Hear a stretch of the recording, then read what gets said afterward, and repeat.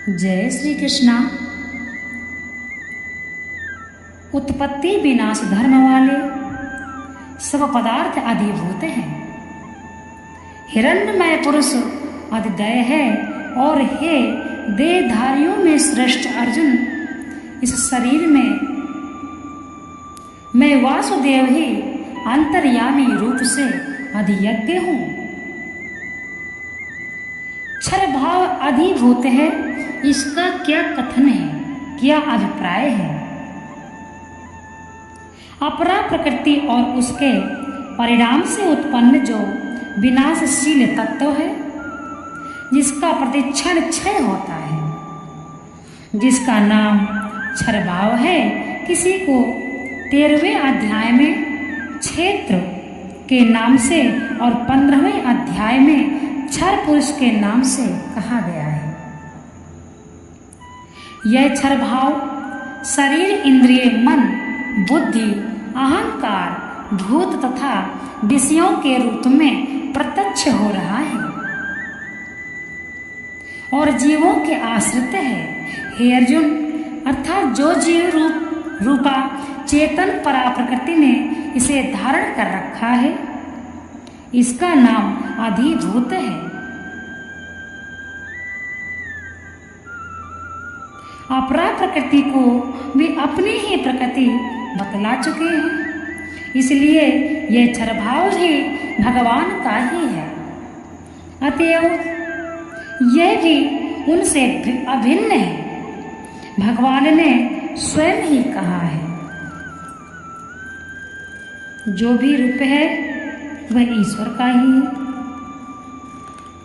इसीलिए भगवान स्वयं कहते हैं कि सत असत सब मैं ही हूँ।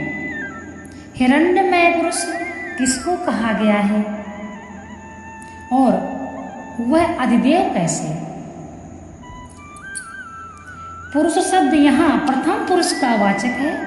इसे को सूत्रात्मा, हिरण्यगर्भ, प्रजापति या ब्रह्मा कहते हैं।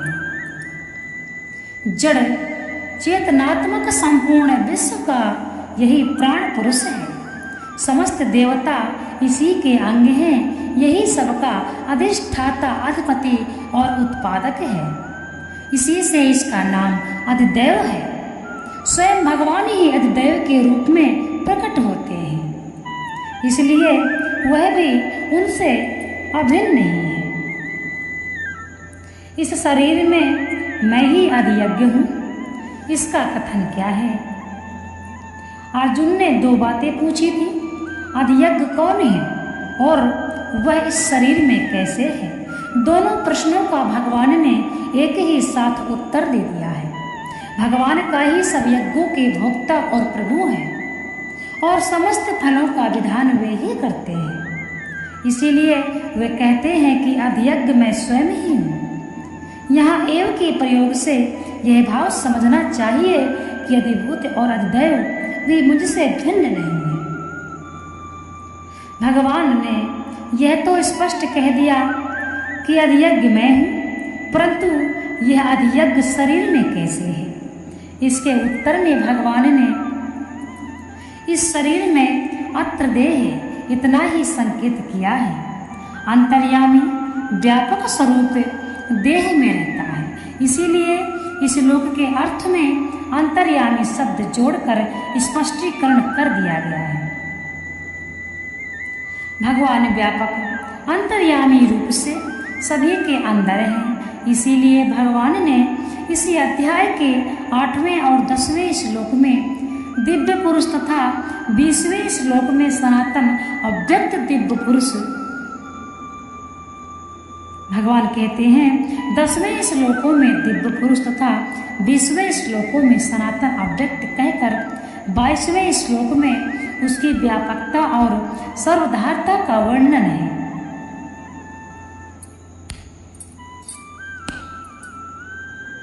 यहाँ भगवान ने अपने उस अव्यक्त सूक्ष्म और व्यापक स्वरूप को अधियज्ञ कहा है और उसके साथ अपनी अभिन्नता प्रकट करने के लिए अधियज्ञ मैं ही हूँ, यह स्पष्ट घोषणा कर दी है।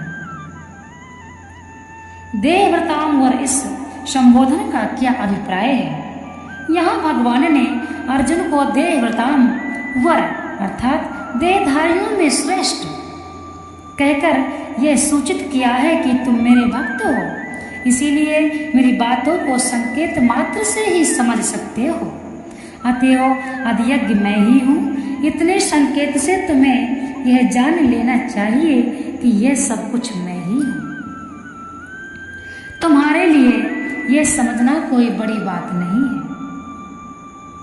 इस प्रकार अर्जुन के 6 प्रश्नों का उत्तर देकर अब भगवान अंतकाल संबंधी 7वें प्रश्न का उत्तर आरंभ करते हैं। जो पुरुष अंतकाल में भी मुझको ही स्मरण करता हुआ शरीर को त्याग कर जाता है, वह मेरे साक्षात स्वरूप को प्राप्त होता है। इसमें कुछ भी संशय नहीं है। यहाँ अंतकाल इस पद के साथ चा के प्रयोग का करने का क्या अभिप्राय है। यहाँ चा अव्यय अपि के अर्थ में प्रयुक्त हुआ है। इसमें अंतकाल का विशेष महत्व प्रकट किया गया है। अतः भगवान के कहने का यहाँ यह भाव है कि जो सदा सर्वदा मेरा अनन्य चिंतन करते हैं, उनकी तो बात ही क्या है। जो इस मनुष्य जन्म के अंतिम क्षण तक भी मेरा चिंतन करते हुए शरीर त्याग कर जाते हैं, उनको भी मेरी प्राप्ति हो जाती है। इसीलिए भगवान का चिंतन बहुत ही आवश्यक है। बहुत से व्यक्ति सोचते हैं कि हम बुढ़ापे में भगवान का भजन करेंगे, अभी हम बूढ़े नहीं हैं। परंतु देखिए, भक्ति की कोई उम्र नहीं होती है। भक्त प्रहलाद, भक्त ध्रुव जैसे बालक भगवान को प्राप्त किए हैं, इसलिए भक्ति की कोई उम्र नहीं है। और हमें अपने ही भविष्य का कुछ पता नहीं है। यदि हम ये सोचते हैं कि हम बुढ़ापे में भगवान का भजन बैठकर करेंगे, तो यह भूल ना करें। हमको बुढ़ापा आएगा या नहीं, हमारी मृत्यु कब हो जाएगी, इसलिए सब कुछ करते रहना चाहिए। इसी प्रकार से भगवान के नाम का चिंतन भी करना चाहिए। आप एक नियम बनाइए। आप 2-4 घंटे भक्ति में नहीं दे सकते हैं, 5 मिनट का ही नियम बना लीजिए कि हमको भगवान की पूजा 5 मिनट निमित्त करना है। बस भगवान की कृपा आपको प्राप्त हो जाएगी। भगवान कहते हैं, जो व्यक्ति जिंदगी भर भी मेरा चिंतन नहीं करता है, परंतु अंत समय में यदि मेरा चिंतन करते हुए उसके प्राण निकल जाते हैं, तो वह व्यक्ति निश्चित ही मुझे पाएगा। इसीलिए भक्ति अनिवार्य है, भगवान का नाम जप अनिवार्य है। गृहस्थ वाले जो हैं, उनको अपना कार्य करते करते भगवान के नाम का चिंतन करना चाहिए। भगवान के नाम का ध्यान तो ऐसा है कि व्यक्ति काम करते करते भी कर सकता है। कलयुग में भक्ति का फल है जो वो बहुत ही सरल है। इसलिए बहुत ही जल्द भगवान के नाम से, जो भी आप भगवान के नाम का जो व्यक्ति जप करता है, उसको भगवान की कृपा प्राप्त होने लग जाती है। जिस समय आपका मन करे, आप चाहे ऑफिस में हैं, कुछ भी कार्य कर रहे हैं, यदि आपका मन शांत है तो सिर्फ आपको भगवान के नाम का ध्यान करना